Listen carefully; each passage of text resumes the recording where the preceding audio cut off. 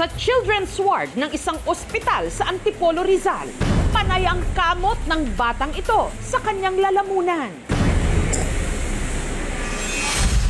Para bang may pinipilit siyang iluwa. Para raw kasing may gustong kumawala sa kanyang katawan. Maya-maya pa, siya'y umubo. Hanggang sa parang may spaghetti na nahulog mula sa kanyang bibig. Pero ang parang spaghetti biglang gumalaw. Ang isinuka ng bata, pasintabi po sa mga kumakain, isa pa lang, bulate. Meron pa? Meron pa?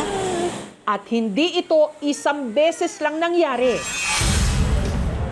Sa videong ito, kita ang sunod-sunod na paglabas ng mga bulate sa bibig ng bata. Ang isang ito, kinailangan pang hilahin para lang makuha. Ano? Okay na? Pero ang mas nakagugulat dito, suma total ang isinuka at idinumi ng bata. Umabot ng 86 ata.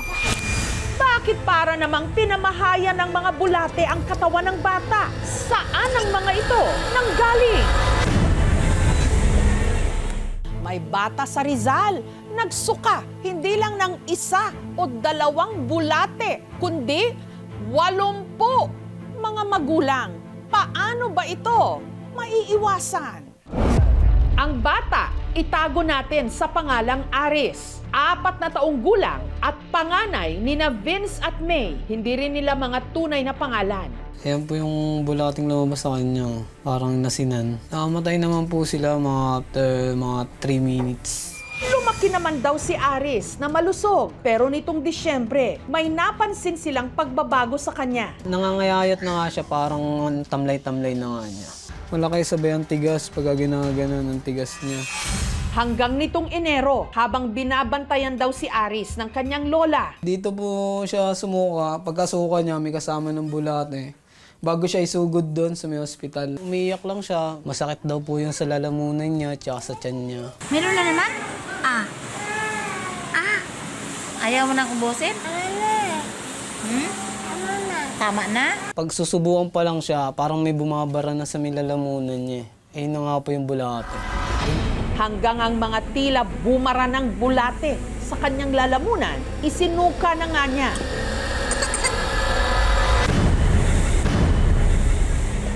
Wiwi ka?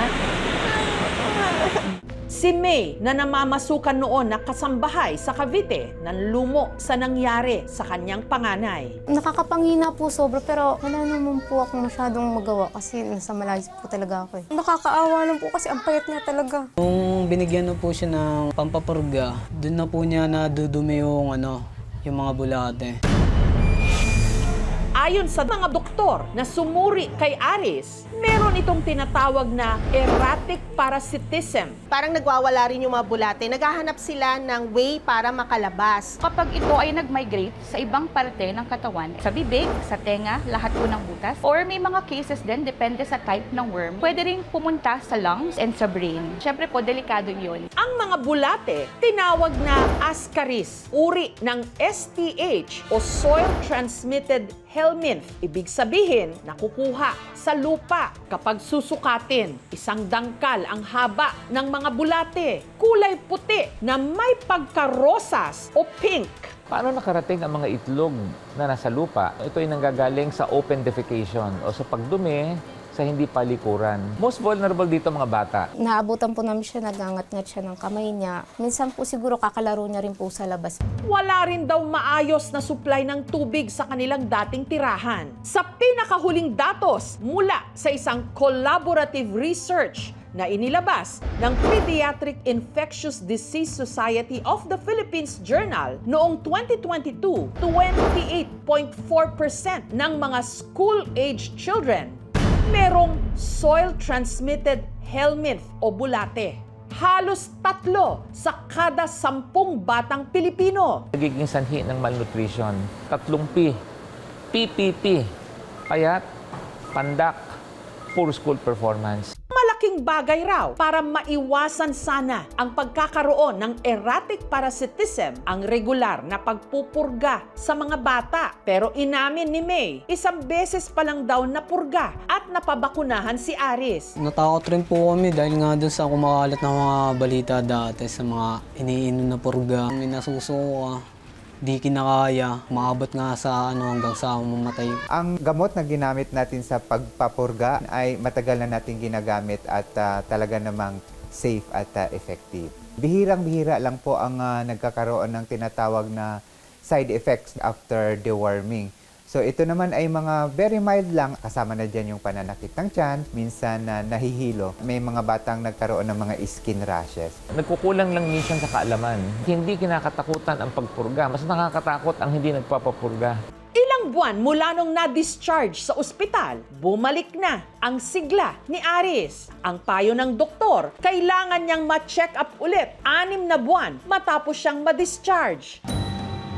Kaya minabuti ng aming programa na dalhin si Aris sa isang pediatrician para sa kanyang follow-up check-up. Ngayon, 14 kilos naman na-achieve naman na natin yung weight for height na ideal body weight niya. Hindi naman na maputla, tsaka yung tiyan niya hindi naman malaki or distended. Para masiguradong tuloy-tuloy ang pagbuti ng kanyang kondisyon, nagpaabot din ng tulong ang LGU. Meron pong binigay ang City Health Office at saka ang Annex 2, mga vitamins. Nagbigay rin ang aming programa ng tulong pinansyal para sa kanya. Malaking bagay na rin po sa amin na makita namin okay naman po yung kalagayan niya. Panatilihin natin ang kalinisan sa ating paligid, sa bahay at sa labas. Hand washing is the most important tool talaga.